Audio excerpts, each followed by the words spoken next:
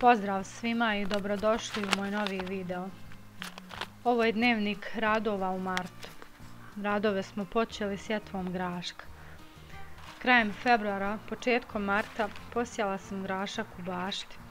On voli hladnije temperature i stići će da rodi prije ljetnih vrućina. Tjedan, dva prije skinula sam slamu i sunce i kiše odradili su svoje i prilično nabili zemlju. Tako sam morala malo da je razbijem motikicom i da napravim ove redove. Ja grašak sijem čitavom dužinom, onako malo gušće. Pa ako negdje bude pregusto kod nicanja, lako mogu premjestiti mladu biljku kasnije. Ovako to nekako izgleda.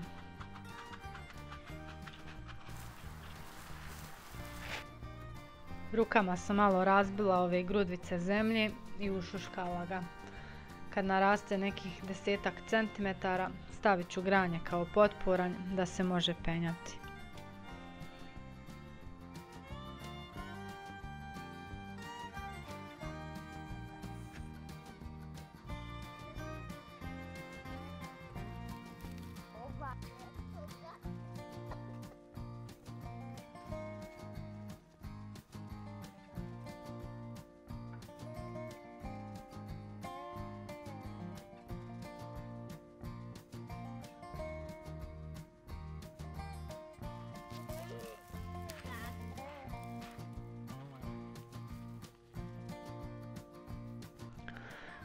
Naravno, ništa ne može proći bez juniora.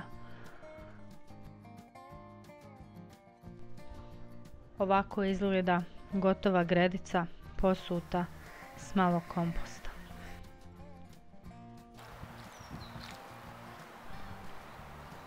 Ovu borovnicu sam ugledala u jednom tržnom centru i pomislila što da ne.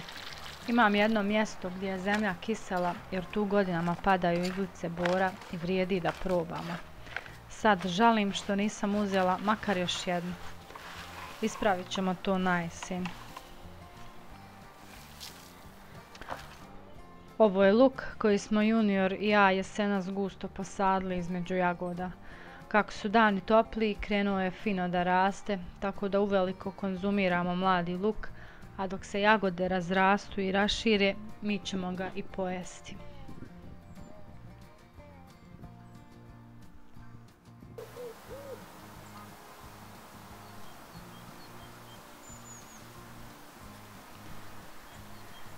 Na red je došlo i krećenje voćki.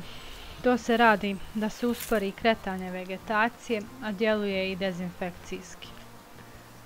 Kad se uradi u jesen, pomaže i u zaštiti od izmrzavanja. Ja koristim smjesu kreća i malo soli. Inače, krećenje je bolje obaviti u kasnu jesen, a u proljeće po potrebi ponoviti.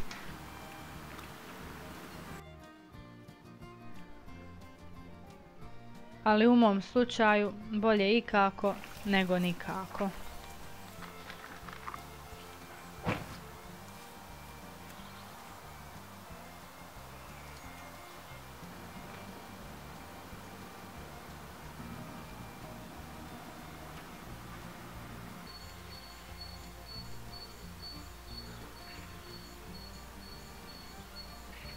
Došao je red i na sadnju luka. Ja to radim ovako, na otprilike 10 cm razmaka. Zabodem lukovice u zemlju, poslije malo izmrvim grudice zemlje preko lukovica, dodam malo komposta i to je to.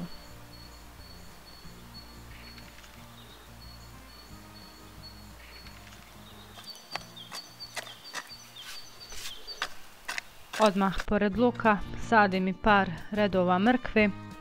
Oni su dobri susjedi, slažu se na gredici, štite jedno drugo od lukove i mrkvine muhe.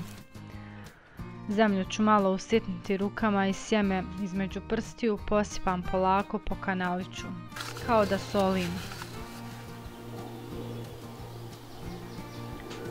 Zatim sam opet pored mrkve posadila još 1 kg luka i nakon toga ponovo par redova mrkve.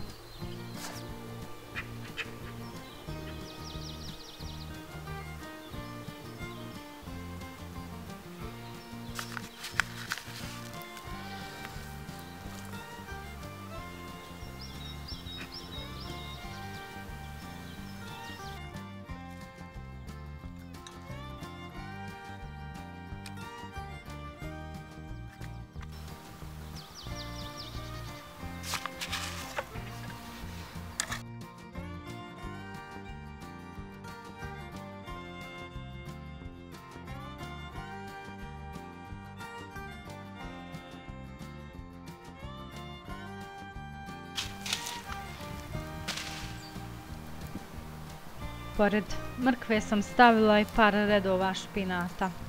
Isto u kanalče ubacujem sjemenke i mrvim grudice zemlje preko.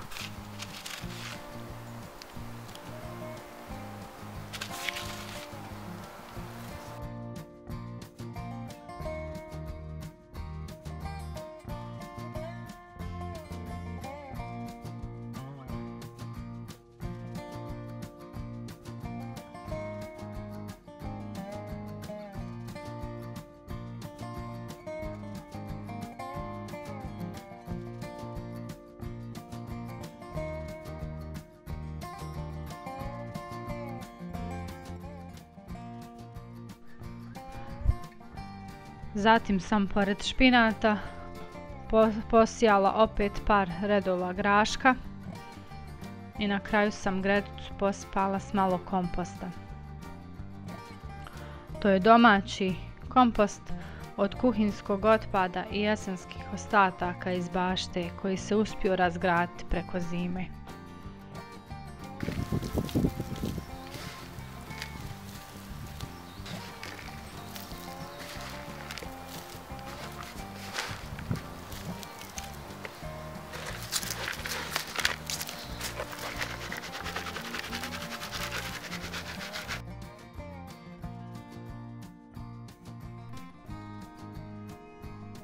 Ovako izgleda gredica nakon sijanja.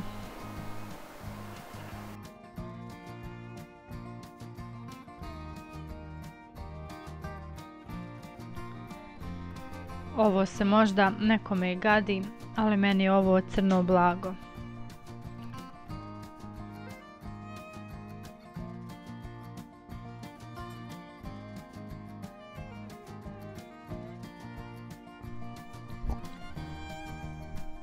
Ostalo mi je još malo graška, pa sam ga posijala oko voćki na kraju bašti.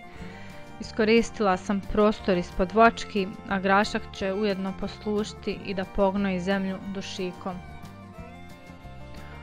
U pozadini se može vidjeti jesenska blitva, špinat, salata i mladi luk. Prvo sam dodala sloj komposta, zatim sam rasporedila grašak u 5-6 grupica po par sjemenki. Na to sam opet dodala sloj komposta i sve sam na kraju zagrnula slamom.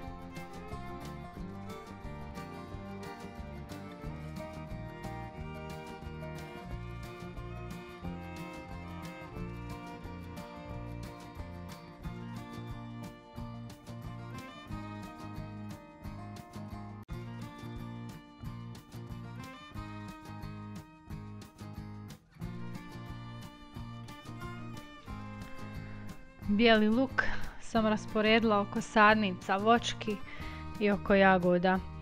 Primijetila sam da to odgovara jagodama, a i luk bude krupniji. Jagode sam i okopala i ostaje mi još samo pognojiti peletiranim konjskim gnojivom prije kiše. Inače ovdje oko jagoda imaju i 3 vinove loze, tako da će bijeli luk i njima biti neka vrsta zaštite. Na kraju sam red posula s malo komposta i to je to.